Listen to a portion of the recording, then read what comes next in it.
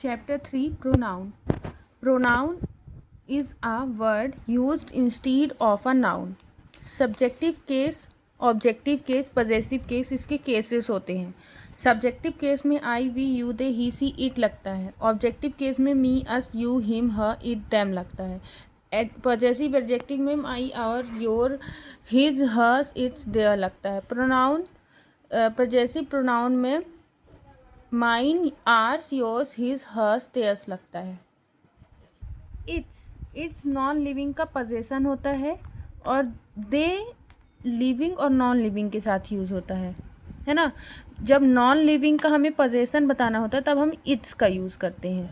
ठीक है. पर्सन के लिए I, we, you, they, he, she, it का यूज़ करते हैं. थिंग्स के लिए इट और दे का यूज़. अब देखेंगे types of pronoun.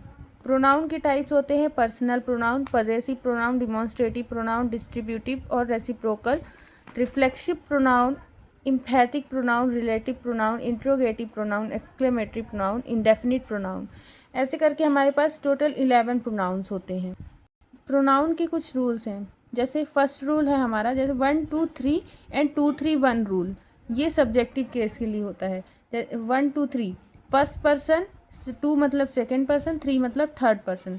1 2 3 rule bad sense, guilty और नेगेटिव सेंस के लिए होता है. 2 3 1 रूल गुड सेंस और जनरल सेंस के लिए यूज़ होता है.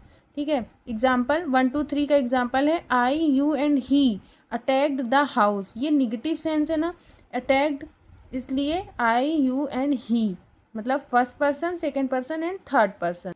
फर्स्ट पर्सन के बाद अगर यू, ही, दे है तो आर लगेगा, आर प्रोनाउन लगेगा. सेकेंड पर्सन के बाद ही, दे है तो योर लगेगा.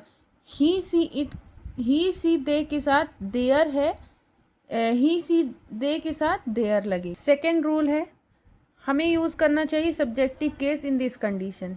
कैसी कंडीशन? इट के बाद वर्ब है, वर्ब के बाद प्रोनाउन है, तो हम सब्जेक्टिव केस का यूज़ करेंगे. ठीक है. इसमें पजेसिव भी सही रहेगा और ऑब्जेक्टिव केस इसमें गलत रहेगा अगर इसमें ऑब्जेक्टिव केस आ गया. थर्ड रूल हमारा कहता है लेट या फिर प्रीपोजिशन या फिर जीरंड है. जीरंड का मतलब होता है वर्ब की फर्स्ट फॉर्म में आईएनजी है तो वो ऑब्जेक्टिव के उनके बाद ऑब्जेक्टिव केस आएगा. ठीक है. प्रोनाउन ऑब्जेक्टिव केस और पजेसिव केस दोनों का रहेगा. ठीक है. लेट प्रीपोजिशन जीरंड के साथ प्रोनाउन ऑब्जेक्टिव और पजेसिव दोनों तरह का रह सकता है. कॉम्प्लीमेंट में प्रीपोजिशन प्लस वर्ड है ना, तो इसमें सब्जेक्टिव और ऑब्जेक्टिव केस नहीं आएगा कॉम्प्लीमेंट में. फोर्थ रूल क्या है? हमारी कुछ प्रीपोजिशन है on, upon, from, between, among. Fourth rule है use objective case after and before infinitive. Infinitive क्या होती है? जैसे इन्फिनिटिव वर्ब होती है, वर्ब की फर्स्ट फॉर्म के पहले टू, ये होता है इन्फिनिटिव. ठीक है. नोट, मतलब वर्ब की फर्स्ट फॉर्म के पहले टू लगाना है और इसके पहले ऑब्जेक्टिव, पजेसिव ऑब्जेक्टिव लगाएंगे, बाद में पजेसिव ऑब्जेक्टिव. मतलब इन्फिनिटिव वर्ब के आगे और पीछे दोनों साइड पजेसिव एडजेक्टिव लगाते हैं. ठीक है. पजेसिव और ऑब्जेक्टिव केस लगाते हैं. ठीक है. लेकिन इसमें सब्जेक्टिव केस नहीं आता है. इट्स ये होता है short form it is, it was, it has का. और इट्स जो होता है वो पजेशन के लिए लगता है. जैसे it's cost is high. Rule number 6 है comparison between cases.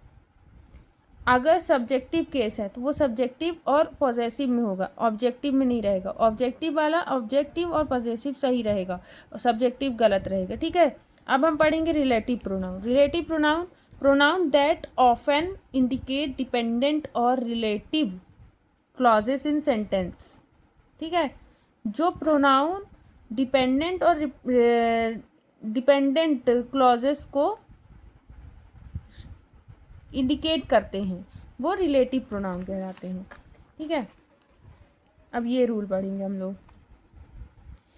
Wu, which, वूम, which, whose, which, of which. वू किसके साथ लगता है? वू, वूम, वूज पर्सन के साथ लगता है, विच ऑफ विच एनिमल्स और नॉन लिविंग थिंग्स के साथ लगता है। वू और विच सब्जेक्टिव केस में लगते हैं, वूम और विच ऑब्जेक्टिव केस में लगते हैं, और वूज और ऑफ विच पजेसिव केस में लगते हैं। तो देखा जाए तो विच सब्जेक्टिव और ऑब्जेक्टिव दोनों में लगता है, ठीक है, और ऑफ विच पजेसिव केस में बस लगता है। और who subjective, whom objective, whose possessive case. Who के बाद जो वर्ब आती है सब्जेक्ट के अकॉर्डिंग,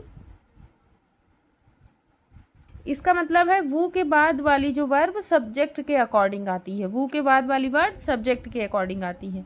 और वूम, हाँ, और वूम के बाद पूरा एक सेंटेंस आता है, जैसे यहाँ लिखा हुआ I met a boy whom I did not like, ठीक है, वूम के बाद पूरा एक सेंटेंस आया, और वू के बाद जो वर्ब आई जैसे वॉज, वो सब्जेक्ट के अकॉर्डिंग आई, आई सिंगुलर है इसलिए सिंगुलर वर्ब आई, ठीक है।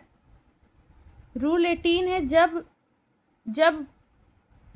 यहाँ जहाँ होगा, जहाँ पर रिलेटिव प्रोनाउन है वहाँ ध्यान देना है कि अगर एक से ज़्यादा वर्ब है तो WHO वू लगेगा, है ना। रिलेटिव प्रोनाउन है तो वहाँ पे हमें ध्यान देना है कि अगर एक से ज़्यादा वर्ब है, जहाँ एक से ज़्यादा वर्ब होती है रिलेटिव प्रोनाउन में, वहाँ पे WHO वू लगता है, ठीक है। तो जैसे ये एग्जाम्पल है हमारा एक, there was a person whom I did not like come to my party।